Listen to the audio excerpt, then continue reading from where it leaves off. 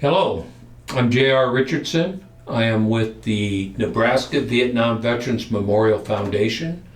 I am here today with William. William is a Navy veteran from the Vietnam War, and William has agreed to share his story for the Nebraska Vietnam Veterans Memorial Park and the Library of Congress. William, if we could start out today, William Weber, if we could start out today with just you introducing yourself, tell us where you were born and a little bit about your family growing up, if you would. Okay. I'm Bill Weber. I was born in Council Bluffs, Iowa, September 6, 1946. My dad worked for the railroad, got laid off the railroad when I was 11. I went to 4 high schools in 3 states and volunteered for Vietnam in 1965. And what made you decide to volunteer for Vietnam? My country was at war. So you felt a calling to. Yeah. Did some of your family relatives, uncles, dads? My uncle was in World War II on Omaha Beach, and lived till in Berlin, and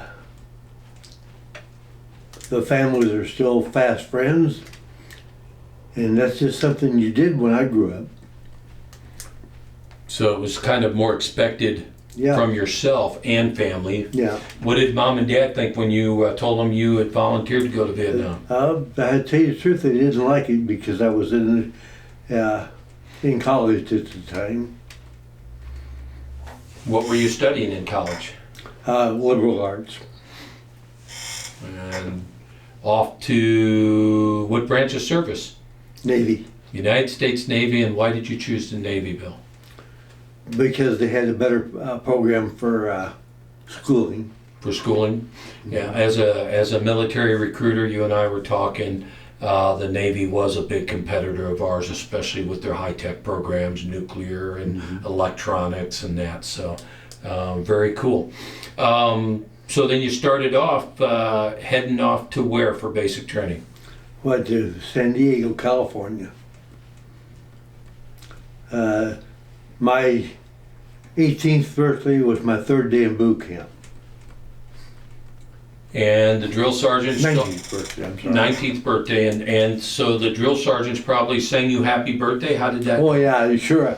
I didn't even realize it was my birthday. I thought about it maybe a month later. Yeah, it was so busy, wasn't it? Yes. Yeah, company commanders have a way of making you forget the other things and focus on what you have. How long was basic training for you? 9 weeks. And did you mention where you went? San Diego. San Diego. So at least that was kind of a nice thing. What time of the year was it? That was in September. September. So it's just starting to get cool here. Yep. It's a nice, and San Diego's beautiful 24/7, so that would have been nice. After San Diego, what was ahead for you? That was my next place was Vietnam, but I went after boot camp was radio school. After radio school was counterinsurgency training, and after that was Vietnam. So radio school, and was that in San Diego as well? Yes. Okay, radio school, and then counterinsurgency? Mm-hmm. And I just heard that the other day for the first time, insurgency. So that was very early during the war, so that was 1965, you 65. said. And we did the beach landing right there where you were, up by where you were at in 1965, just probably 2 months prior to you being there. So probably a lot of Marines were out there hanging around.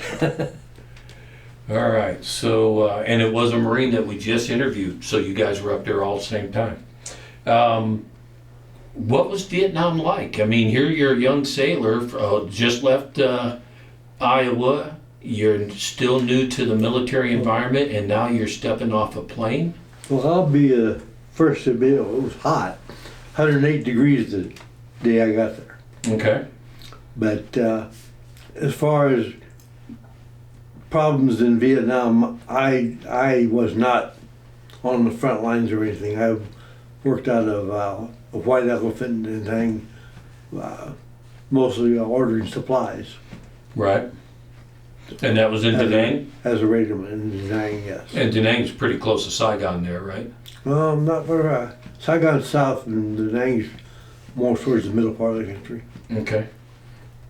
And so you were in Da Nang. And what was a typical day like for you? 12 hours a day, 7 days a week on teletype most of the time.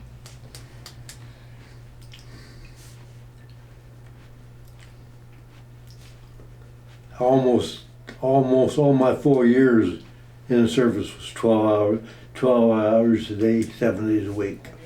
Well, you and I, we share that experience, and there's so many people I know that haven't had that luxury. So I want to keep you in Vietnam for a little bit, because there's a lot in what you do teletype in communications and that. What was the most enjoyable part of that job itself?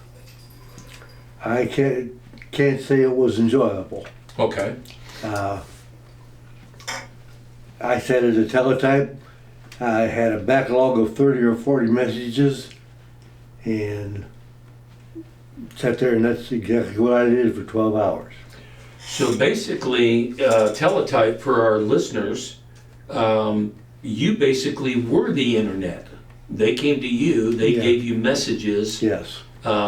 Physically, Mm-hmm. and you turned that physical note, that physical communication Into a tape in those days. into a tape that could be transmitted Right. overseas and everywhere else. Right. And so you were the internet. Yep. All right. Well, I could see where that wouldn't be as enjoyable, especially when it's nonstop. I mean, they have the terminology going postal for a reason, Yeah. and that's for jobs that are that kind of mundane and never stops. So tell me what was enjoyable about the country whenever you got a break, maybe on what would be your weekend or something. Well, had no weekends to begin with. I remember one of my memories is that I wanted to see the Bob Hope show, Christmas show, really bad. And came that day, I was just flat too tired. I could not get out of bed and go see it. Yeah. Just missed it. I'm sure that's something that eats at you even now. Yeah. Because he was one heck of an entertainer. Yeah. And I don't think there's anybody who truly bled red, white, and blue As much as much as that man did. Him and John Wayne, you know. But that incredible. Well, I'm sorry you missed that show. I'll tell you a story that one time of all the good times and everything. Martha Ray came to see us one time. Martha Ray came out of a helicopter in Marine Greens, came into our barracks at Camp Tenshaw, and held a one-person show for us. And I just can't say enough good about her. She was we had other entertainers, but nobody was like that. Right. Trying to get back to my timer here. Martha Ray, she was the one that they considered the big mouth, right? Yeah, She had a big mouth. And she was always very energetic. Oh yeah. I think that's the safe way to say it. I'd tell you some of the jokes she told, but they probably wouldn't be for this tape. Yeah, well, no, you're absolutely able to tell them because the Library of Congress, they absolutely want to know from you. And if there's one that's a little colorful, they actually might, people might not have known that about Martha, you know? She just hit the right-hand side. Don't worry about it. Okay. They'll go out. So what about the joke? I'll let you kind of... Well, she was, the one I remember, she was on about, she said she was entertaining, And she went outside and she said that a mugger got her. And he wanted her to give his money. And she said, I don't have any money. She said, I just came out of the theater and I don't have a cent. And he says, oh, you got money. So she said, he patted me all over and she said, Choi, oi!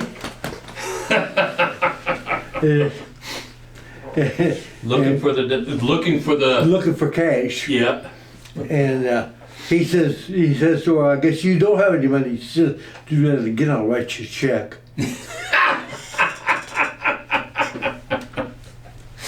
That's actually real good.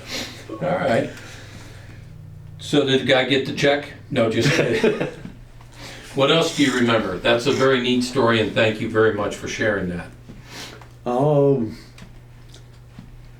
I remember that every 2 weeks we changed watches, so we would get 17 hours off. The other one side would have to work 16 hours, and so that you could have 17 hours off one day. And we used to get off about 8 or 9 o'clock in the morning, and it was a 2 beer a day ration. Well, we got this, we changed watch every 30 days. Oh, every 15 days, I'm sorry, every 15 days. So we had 30 beers coming. So we would go to the China Beach in Da Nang and drink those 30 beers. And then when that was over, we had to do that by early afternoon because that's when the EM Club opened, so we could go drink there. Now, would that give you additional beer at that club, or? Oh yeah. Very cool. Yeah, I remember beer was 15 cents a can, 10 cents on sale, and 5 cents the night before payday. So they had a little love for you. Yeah, EM Club. And that EM is enlisted? Mm-hmm, enlisted man. So let's talk about China Beach a little bit, only because it's one of those locations in country that a lot of people seem to go for R&R. Yeah. Those that did not decide to go over to Australia or back over towards the Hawaii. Well, China Beach in Vietnam, at least the one I was at in Da Nang, wasn't much. It was a small shack, the beach, but it wasn't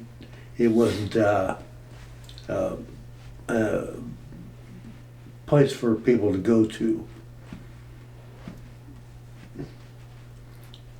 Did they? I went to R&R in Kaohsiung, Okay. Taipei, Taiwan. That's over in Taiwan? Mm-hmm. And how do you spell that? Do you know? Taiwan. No, the Kaohsiung. Kaohsiung, I do not know. So I'm going to put a question on that and look it up. All right. So what was that like going on R&R Well, there? you know, that was funny. Of course, you know, you have to have girls, Right. but it was a different thing over there. They had to have their pin that they'd been to the doctor and everything so they could work. And it was weightier than ideal, but they were your interpreter. They took you places. They helped you shop. It was a full Concierge service. full concierge service. There you go. And what kind of sights did you see over there? Because I'm still imagining what it would be like for going from that Council Bluffs setting Yeah. to you're still talking just 18 months. One thing I remember is we went up to a garden in what was, they called them mountains, I'd call them hills, but it was very fancy place with the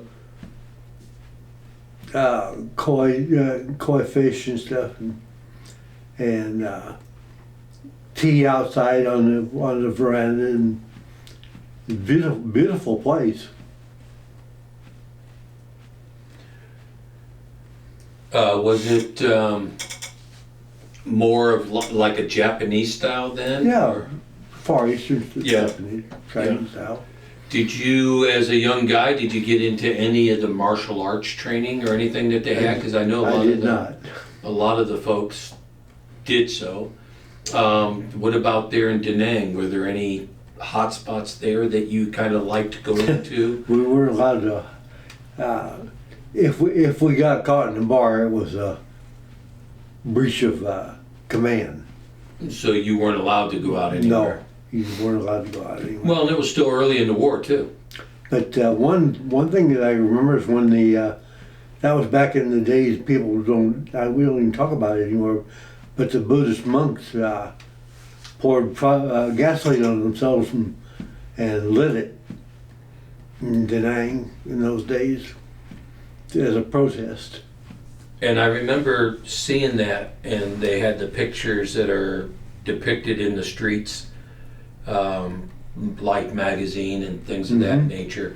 Were those things, and not to bring back ugly memories, but were those things that you ended up witnessing? Or I did. I'll tell you one that was really interesting.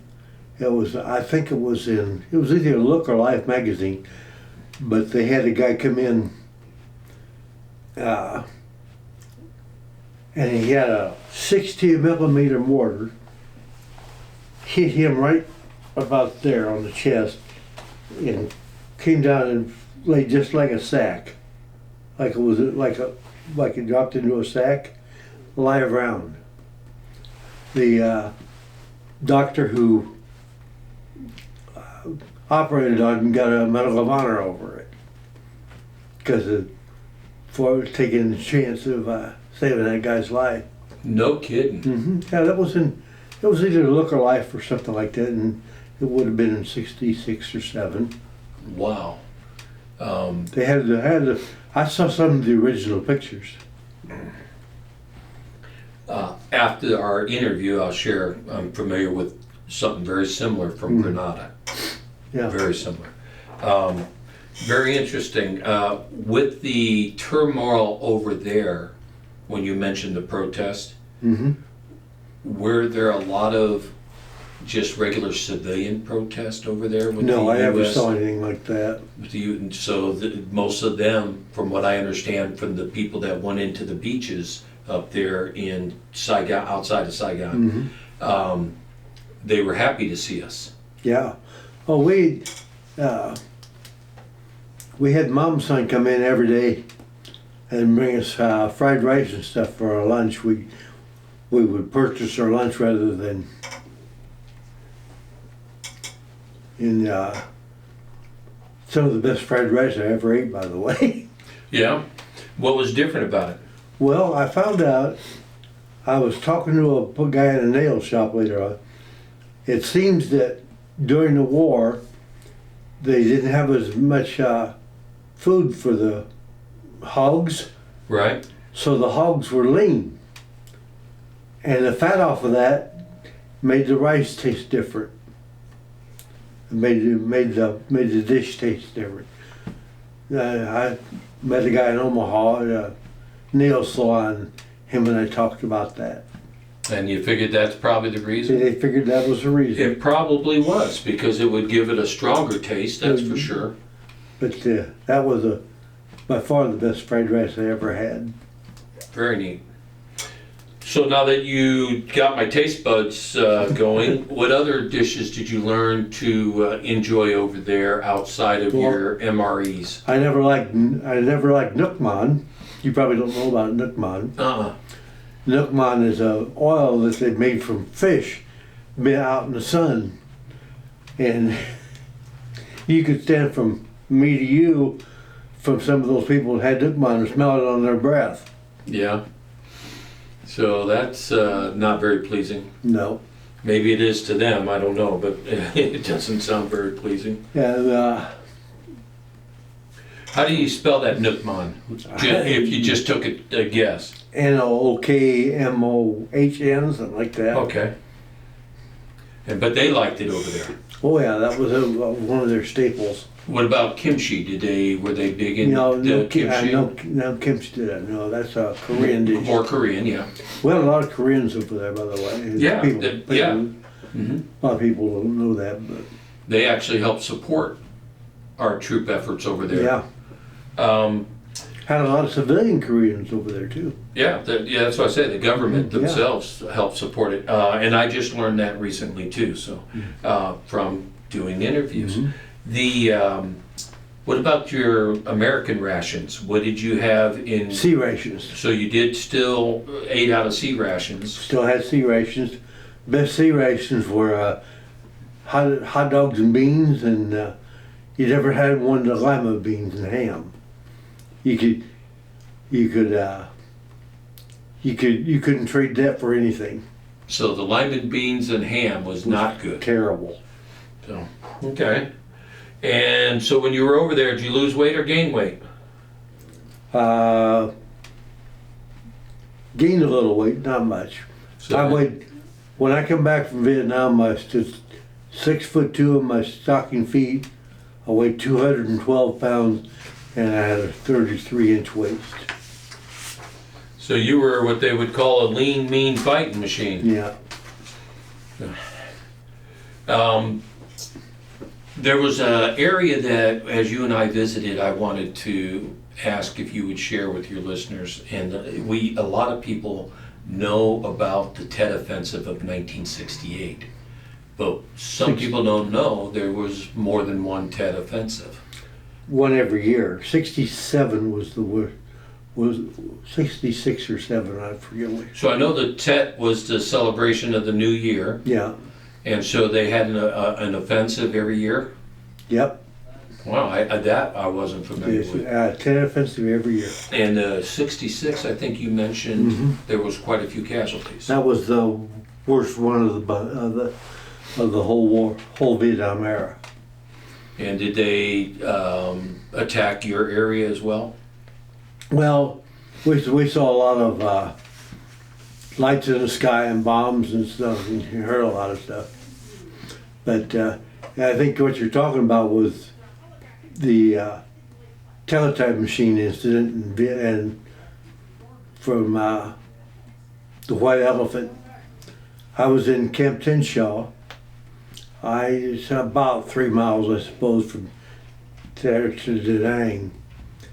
And they called me up at 3 o'clock in the morning to tell me that I needed to go fix the tape cutting machine, teletype machine, in the White Elephant in Da Nang.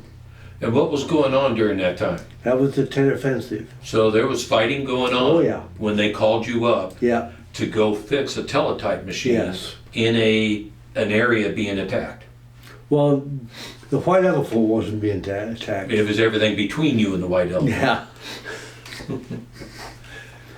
And what else? What happened then? Well, then I walked the 3 miles from Tinshaw to Da Nang. I hired a local boat to take me across the river. I walked up to the White Elephant, Da Nang, went inside, sat down at the broken teletype machine, automatically reached down and turned it on. And what was wrong with the machine is that the ONOFF switch hadn't been engaged. So the ONOFF switch Yeah, was not in the proper position. correct. That's all that was wrong with it. That was it. And yet you were out walking during the Tet Yeah. Offensive to turn on a machine. Yeah. For our listeners, and really for me too, I know what kind of job you did with the radioman, but and working the teletype. Mm-hmm. The White Elephant, that's a location, isn't it? Yeah, that's the name of the building. The White Elephant, okay. Yeah. That's that was a French. I think that was the French had that as part of their stuff. Yeah, now that you say that, I visualize some pictures, Mm-hmm. which with the white elephants. So maybe that was similar to that. I'm not sure, but I'm gonna start looking. Just as an aside, that's where Roger Staubach was stationed. I met him at the Com Shack in the White Elephant. That was pretty cool. Mm-hmm. So that was before his big fame days with the Cowboys. Yes, that was after his Heisman Trophy and before he went to the Cowboys. Yeah. So that was back when most athletes still put their country first. He was a very serious person. He wasn't much. I would imagine at that time period, and he always seemed to be a very leadership, very goal-oriented type individual. He was a glorified messenger boy to pick up the messengers from there and take them to the admiral. Yeah. I'll let that out. Yeah, no, that I can understand that. It's one of those that you need to be there, but you don't need to be hurt. Yeah. So, but at least he was there. Yeah, So, he was there. Yeah, kind of like Elvis Presley. I'm my witness. Yeah. So that's kind of neat. You guys get a chance to talk at all? Not much, no. Yeah. Like I said, he was all business, very serious person. So now we're winding down your time in Vietnam. Mm-hmm. You're getting ready to leave. What are you going to miss about the place? You're getting ready to get on your airplane. You're thinking back. You're thinking about going back to the States. What are you going to miss? That reminds me of a story, by the way. But anyway, Oh, no. Let's hear the story. when we got on the plane to come back, you know what the flight time was from Da Nang, Vietnam to California? 1 hour and 20 minutes. Because you're flying against the time zone? Daytime zone. So that's a lot of jet lag. Because Yeah. you're almost landing at the same time you took off. Right. But you're going to have how many hours between? But when we got on there, people don't know, but we always called women from the United States and stuff round eyes, Right. because all the Vietnamese ladies had slant eyes. And we got on a plane, and this rather fetching stewardess who was on a commercial flight, kind of a Golden Jet. She came up there and she's talking to a whole plane full of servicemen just coming back from Vietnam who hadn't seen any round eyes to amount to anything. She got in there, and in her sweetest voice, she says, "Oh, I know you gentlemen are coming back from Vietnam." And she says, "We're here to serve you." And she says, "If there is anything at all in the world that any of us stewardesses could do for you," she said, "forget it."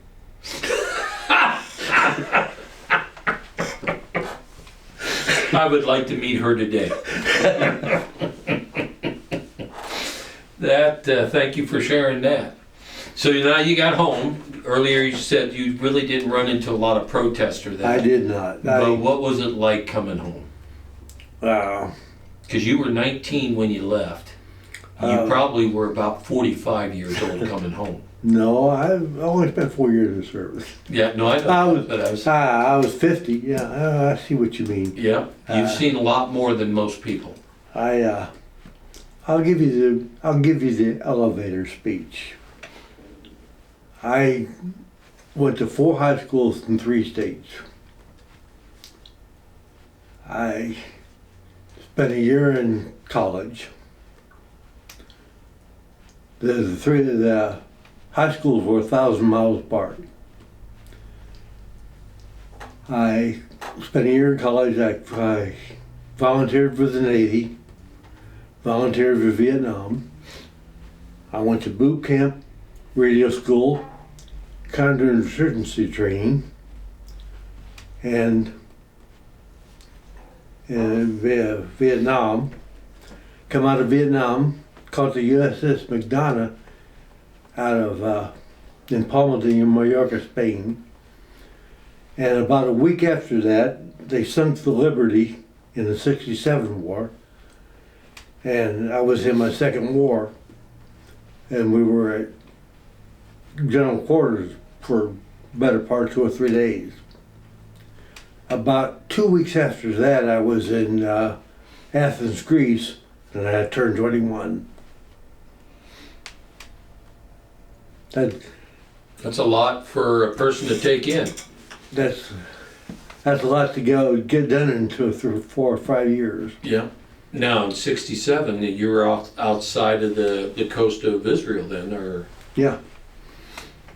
We have with us a gentleman here that was in Israel in '67. Was he? Yep.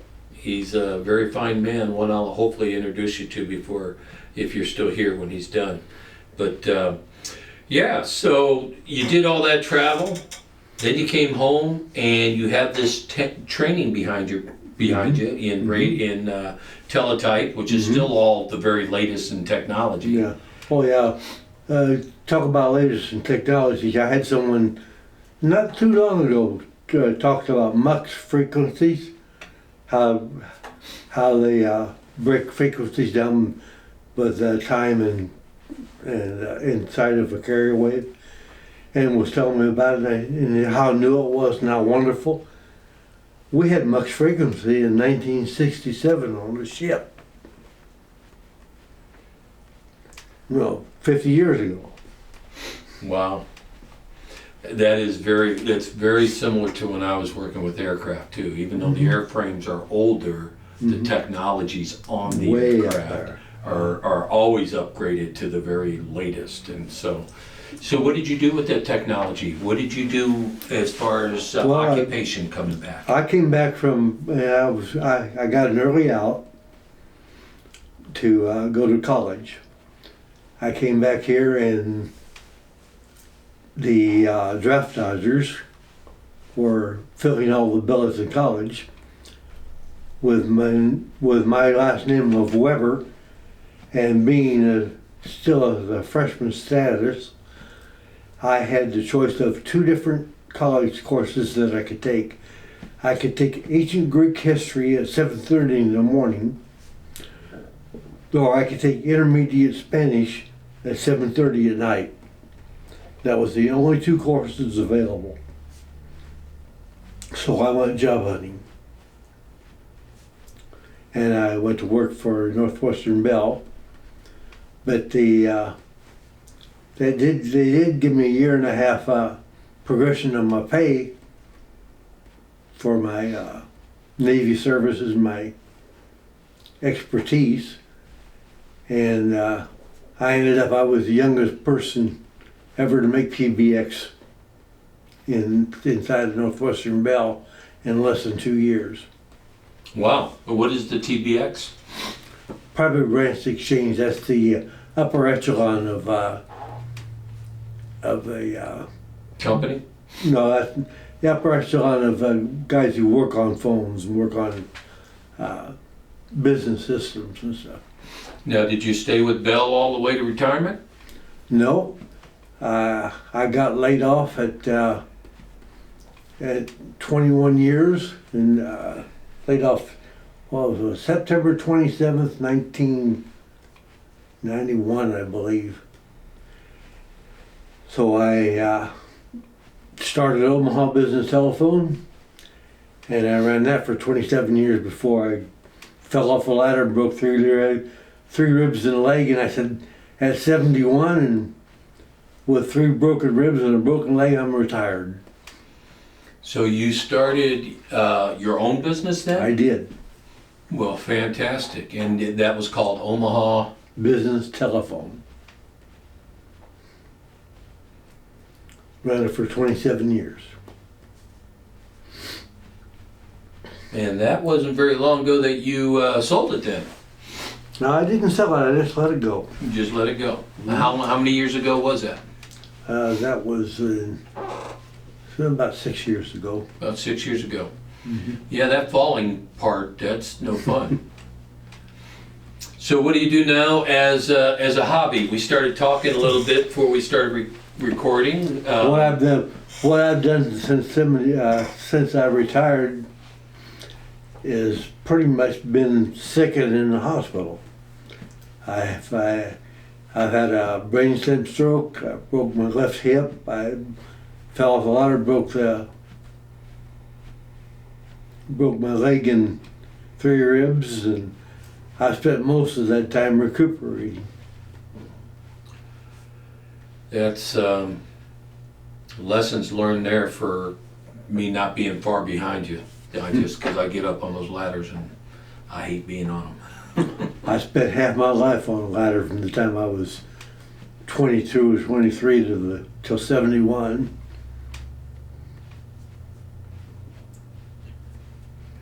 All right. So, in the community now, what veteran organizations do you belong to? I do not. Do you keep in touch with any of the folks that you served with? I do not. I have never talked to or seen one person that I graduated high school with since then, and I've never talked to or seen anybody I was in the service with since I got out. I'm almost similar to that. There are some people that I served with as a recruiter in this area that are still around in this area, and I'm very fortunate that a couple of them I actually work with here. That's good. One of our senior leaders, him and I served together side by side, which is kind of cool. In fact, that's why I'm part of Bellevue University now, because the culture just fit, from what we did in the service. So. How about you look like you're in good shape getting along now, so the healing's still doing well? Healing's still doing well. I'm just about hoping to get rid of this pretty soon. Yeah. It's it'll be a year, the 1st of January since I broke my hip, and they say it takes about a year for it to heal, so we'll see. Well, I'm pulling for you, and hopefully we can get you involved with some things around here. Pin in my leg here now, so. Yep. Hopefully we can get you involved with some stuff here at the center, only because you got a lot going, and you got a lot you can contribute, and there's a lot of people I know that love to sit down and visit with you and get to know you. So we'll work on that piece just to have fun. What I like to do now, because it looks like, and again, thank you very much for sharing your story, enlisting like you did and feeling that call.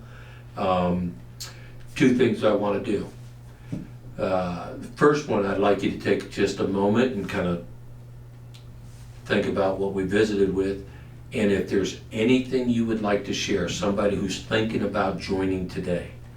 And you mentioned earlier about some of maybe the things that are going on today.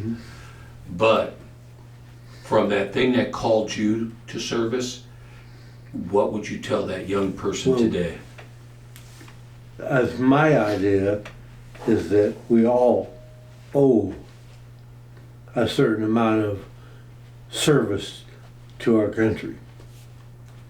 That can be done many ways, but as far as being in the service, I spent 4 years and I have no regrets whatsoever.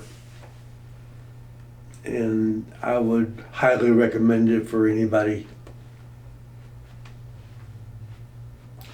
Well, thank you for that, and I would like, as a tale on that, is from your story, you spent 4 years when your country needed you. Yes. And it brings me as a recruiter to how many people I talk to that their parents wouldn't allow them to join, or they would make comments like, well, I want to go to college, but I want to wait for this to be over.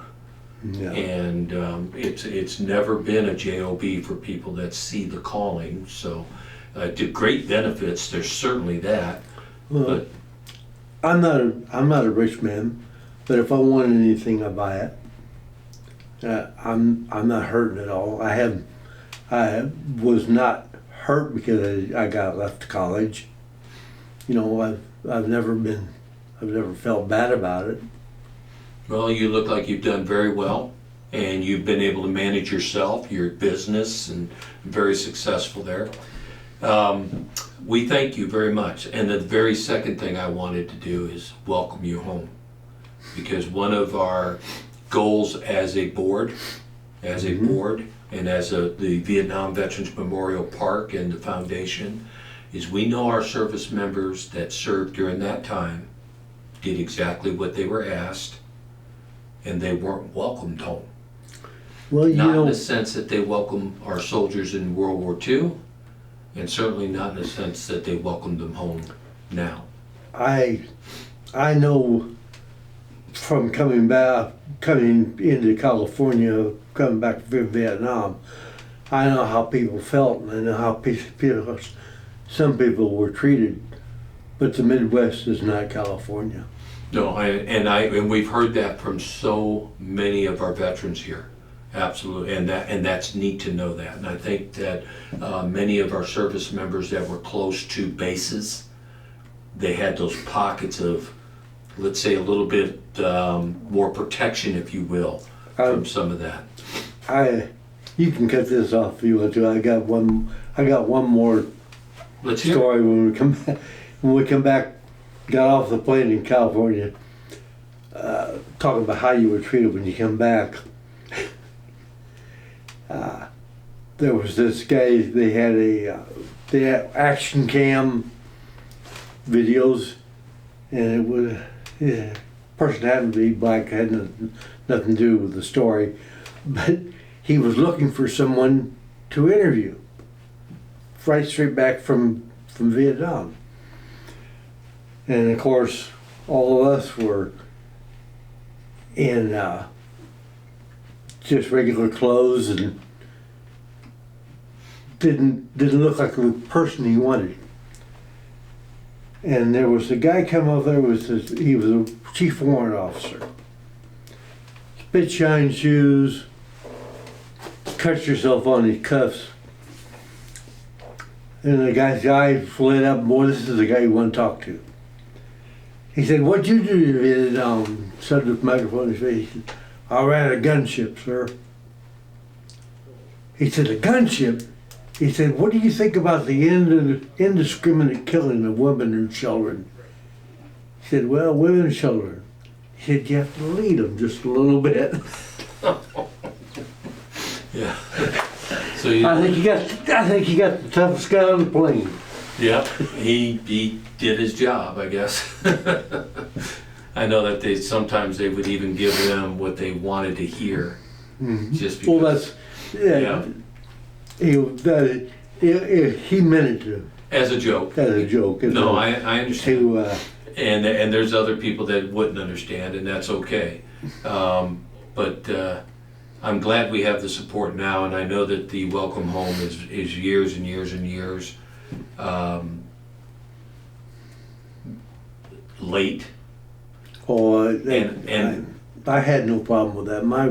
My relatives and my friends and stuff are just different from the average person. Right. No, and I think that my family wasn't as engaged. I'm the only one that served in my family.